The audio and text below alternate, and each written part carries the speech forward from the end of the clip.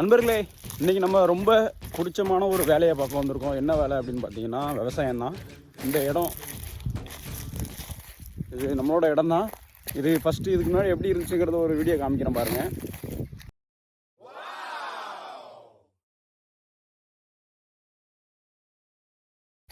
பார்த்துருப்பீங்க அந்த இடம் எப்படி இருந்துச்சு அப்படிங்கிறது. எதுக்காண்டி மரத்தப்புறம் எடுத்தோம் அப்படின்னு பார்த்தீங்கன்னா, விவசாயம் பண்ணதுக்கு வாழை போடுறதுக்கு இடம் இல்லை. அதனால் எல்லாத்தையும் எடுத்துட்டோம். இன்றைக்கி என்ன பண்ண போகிறோன்னு பார்த்தீங்கன்னா, இது ஃபுல்லாமே விவசாயம் தான் பண்ண போகிறோம். என்ன விவசாயம் பண்ண போகிறோங்கிறத காமிக்கிறவாங்க. நண்பர்களே, ஈசான முக்கில் வாழைக்கன்று நட்டு வச்சாச்சு. நம்ம நட்டதுக்கப்புறம் தான் லைன் போட்டு ஆஸ் போட்டு அடிக்கணும்னு சொன்னிச்சு அப்பா.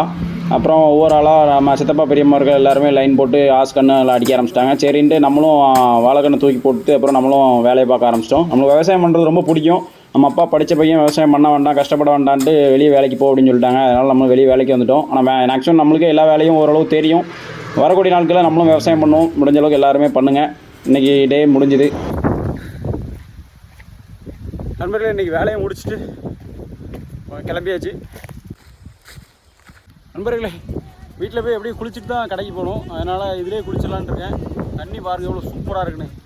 நண்பர்களே, வேலையை முடிச்சாச்சு. ஜம்முன்னு நம்ம தொட்டியில் கிணத்துல குளிக்க போகிறோம்.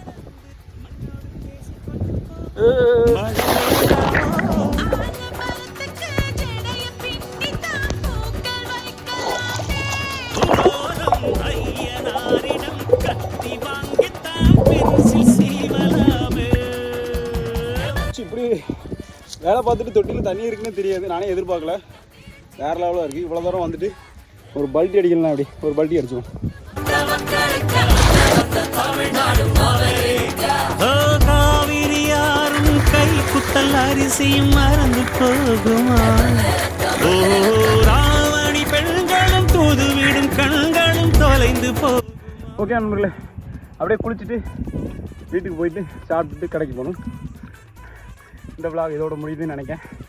வீட்டுக்கு போயிட்டு கண்டினியூ பண்ணும்.